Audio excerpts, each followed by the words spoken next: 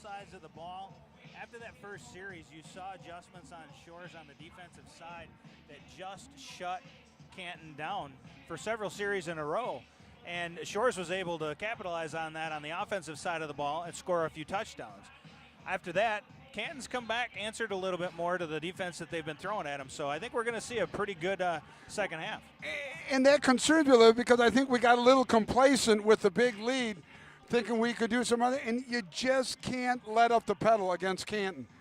Let's put the nail in the coffin. Let's get a touchdown on this drive. Let's go up by 18 points, and let's shut them down. We get the ball back. I think this is a huge. The third quarter, the first 3 to 5 minutes is huge in the third quarter. Absolutely, and I think that you're going to see a little bit of a return to the grind for Shores. They've got a running game that can run that clock off. They can move the ball. They can still score the touchdowns. And I think you're going to see a lot more clock management now that we've got such a good lead. Want to welcome everyone back. Hope you had a good halftime break. Hope you got to have some pizzas in you. And hopefully it was a Scribs. It's really the only pizza to get is Scribs. Little squib. Again, after giving up the long touchdown, it's just can't. They're not going to let you get anything deep, and it shows right there with the squib kick. Sailor's going to take over first and 10 at about the 22-yard line.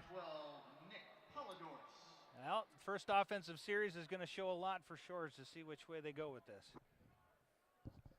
So it'll be first and 10. Mona Shore. It'll be the same starting offense. Sandifer, Robbins, Roberson, Somerville, Davis, and Allen, your skill. Your line, Watson, Stout, McRoberts, Anthony, and Detloff. Trips to the right, split to the left. D. Davis, the lone back.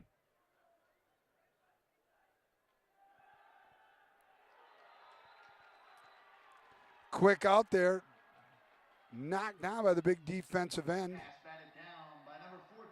Canton got immediate penetration on that offensive Jay line. Meredith, 6'6", 210. He's got a wingspan like an eagle. Yep, and it's at 6'6", you're going to have to throw it high to get over him. Yes, you are.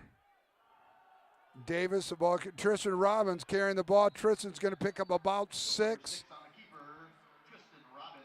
Tristan Robbins picks up about 6. Nick Polidorus is just everywhere. Brings up 8, 3rd and 4.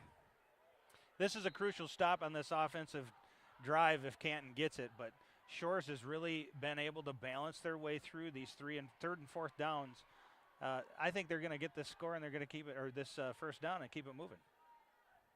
Base 5-2 defense. D. Davis carrying the ball. D is going to get the first down and about an extra yard. So good to get the first down. Now let's. Yeah, and really, when your first drive, your first down after coming back after the half, that gets a lot of the jitters back out again. It gets you momentum. Now you got another set of 4. I'd like to see us eat up a little clock, too, to be honest with you, because it can show that they can move it fairly quickly, which surprised me. Robbins going up top, going to air it out there. Well defended by Canton, number 3 there, Colin Troop. Pass intended for number 13, Keyshawn Somerville. The pass intended for Somerville. By number 3, Colin Troop. You're seeing the secondary is matching up pretty well with the speed to the outside. They made a nice adjustments to that, yeah.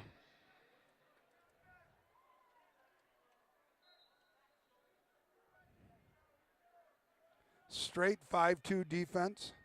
Cover 2 look. Robbins going to carry the ball. He's going to break one defender. He's going to pick up about 1, 2, 3, maybe 4, 3.5, 4 yards on the carry. And Robbins kept that alive by keeping his feet moving. He was at the line of scrimmage or behind. He was able to squeeze 3 or 4 yards out of that. Bring up a 3rd and 7.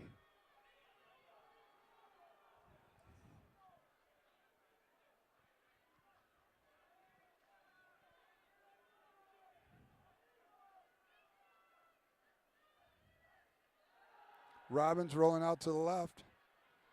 Going to keep it and run. It's going to be Robbins is going to be tackled for a loss of about 5 to 6. Going to force a punting situation for the Sailors. Yeah, Canton sniffed that out immediately off of the off of the snap, and they just had everything bottled up, secondary included.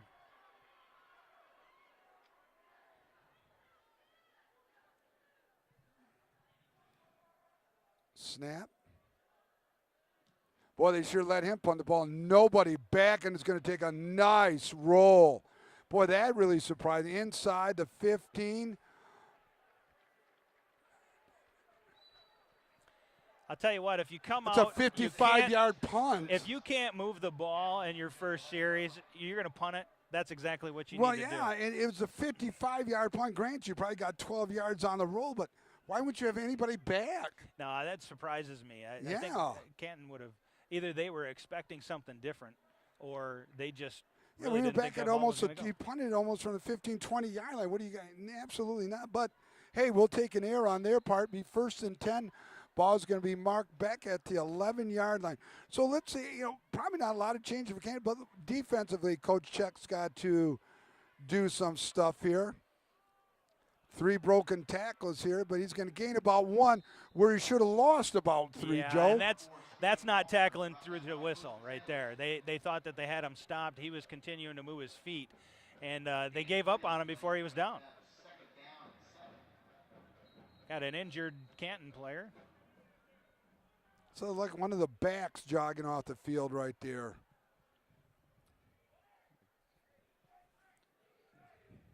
Troop, maybe? Troop, looks like. It looks like number 3, Troop. Well, he's limping up pretty good. We certainly hope he's okay. Looks like number 3, Colin Troop, 6 foot, 185-pound senior. Brings up a 2nd down and 7. Should have been, really should be 2nd and 13. He gained 3. Double wing formation. Going to give it to the back there. And just, it's a student body, all it is. The old, like, Southern Cal student body. Yep. Good gain brought down by number 2, Keyshawn Sandiford. That runs good for a Chiefs 1st down. Troop just found the seam that was created by all those bodies moving. Cut it back up through the center, and secondary had to take him down at. Out of the double wing look, they break out of the tight T formation, brings up a 1st and 10, 8:24, counting down here at the Battle of the Big House. We're at Michigan Stadium. There it is again, the toss. Well, better played that time. Should have been, again, the DN had him there right at the goal line, but he just broke loose again. And they've got a whole army of blockers out in front of them like that. Oh, everybody goes that way. You're able to move that ball at least a good 3-4 yards. This is exactly what Shores needs to do, turning it around on the other side of the ball, is just grind that out for the 3-4 yard gains. That's how they're gonna move that clock on down the road.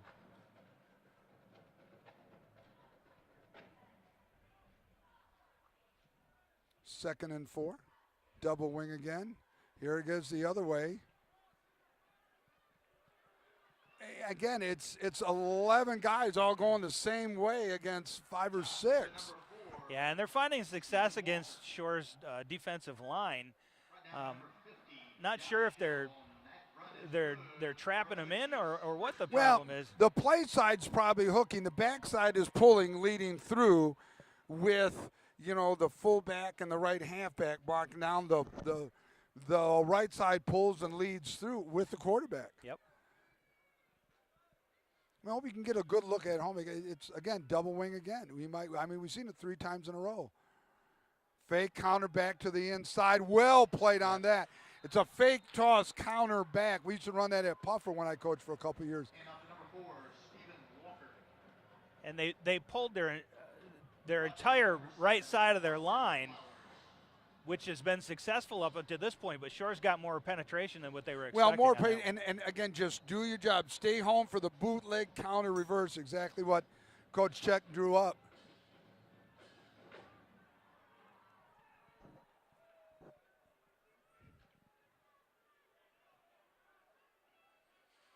Double wing again, pretty much going on this. We saw this on film. Quarterback rolling out. Tight end drag across the middle there. Nice play to number 1, Lou Beechler. Again, it's a tight end just dragging across. Lou Beckler just found a soft spot right in between the defensive backfield. He had one wide receiver out in front of him that kind of cleared things out. He was there. Caught Martin on the tackle.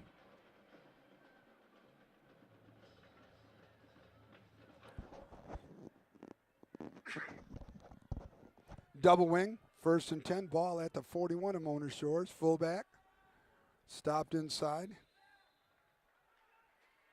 Again, Sather's up by 11, so it's a 2-possession game. But again, what we saw with about 2 minutes left in the quarter, Canton can score. They can move it fairly quickly. Yeah, and they came back this second half with their first series almost identical to what they did the very first drive of the game. They've found success back on that again. Brings up 2nd and 9 after that 1-yard gain. We'll get that defense in just a minute. Here we go with the toss. Picks up about 6. That defense, again, a veteran group again. Sandifer, Flowers, Neely, Roberson, Davis, Martin, Hill, Stout, Anthony, Lee, and Wahlberg.